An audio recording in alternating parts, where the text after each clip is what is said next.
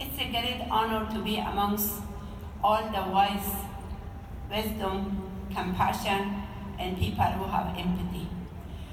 I feel very special to be amongst you because I think that today's world is a world that we must be together and we must be united. Alone we could not accomplish anything, no matter where we are living. So we must all together, hand in hand together, and be united and for one cause, and that cause that we are all human. We are all human.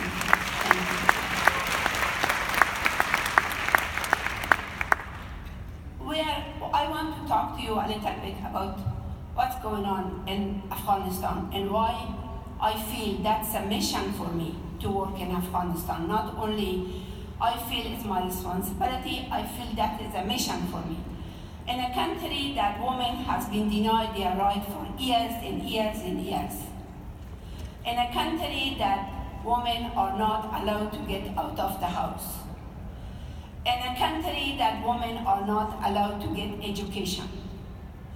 In a country that a little girl is sold by a bag of rice because she must marry somebody 3 times, 4 times of her age because she has to feed, the mother has to feed the family. In a country that every day you hear a voice of women being beaten up and could not even scream when they are beating her. In a country that woman is worthless. So in that kind of situation, how we call justice? What is justice? In order to bring justice, we must hear all the voices, not some of the voices.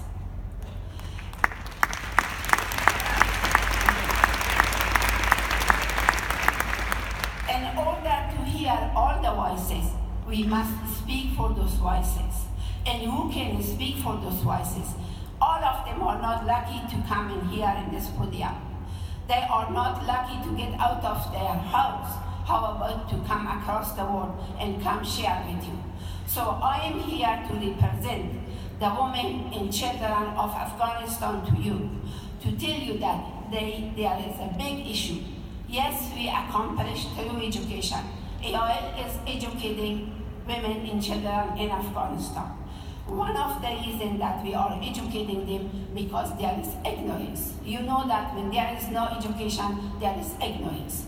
And I believe personally, and I am sure every one of you believe, that education is the only issue that can transform people, transform mind, and bring change. And that's we are doing that over there, trying to educate women and children, especially girls.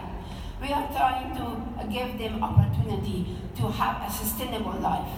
We empower women, we create jobs for them, and we also give them a life skill.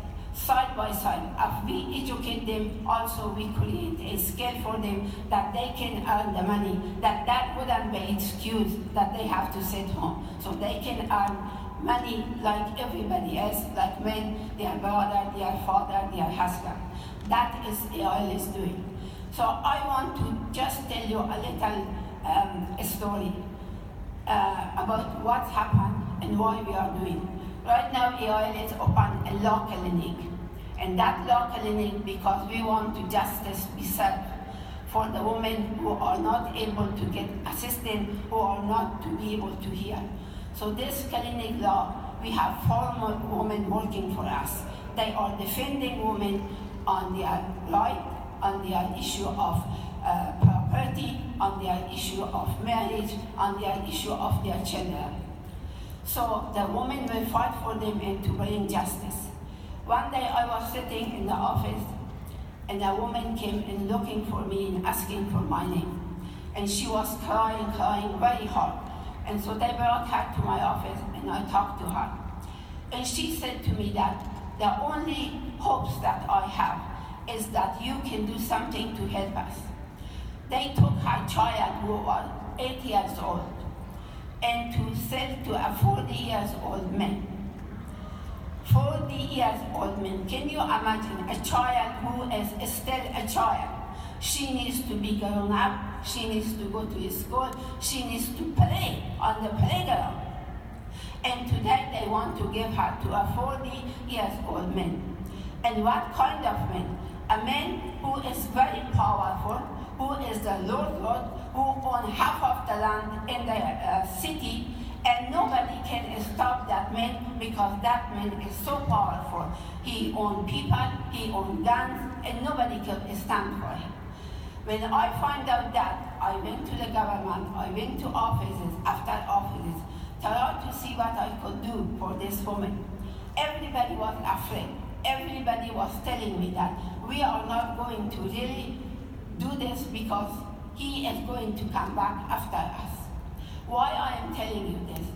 As a woman leader, it is our job to stand up for the right of the people who we are serving. That is I decided.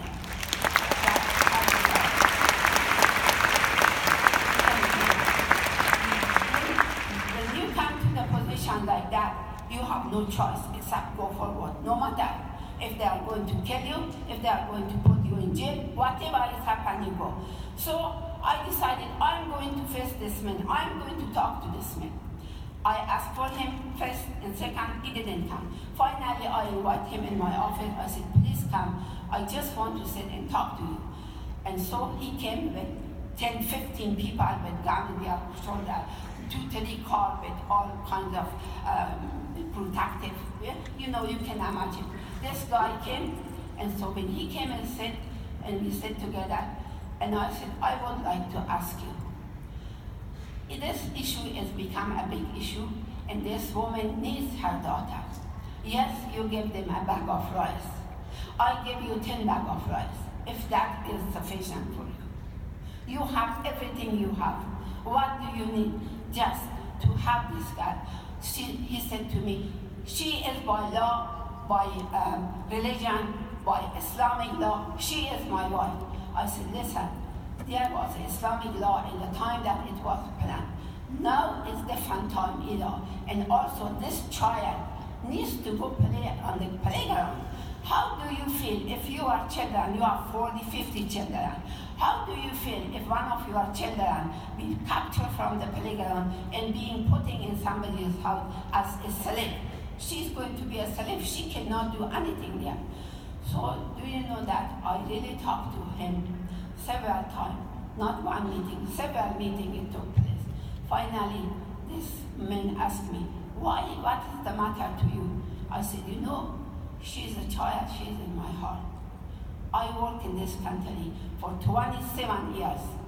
I educated children after children, thousands of children now are playing in the playground while they were under the tent hiding from a bomb. So this is the reason.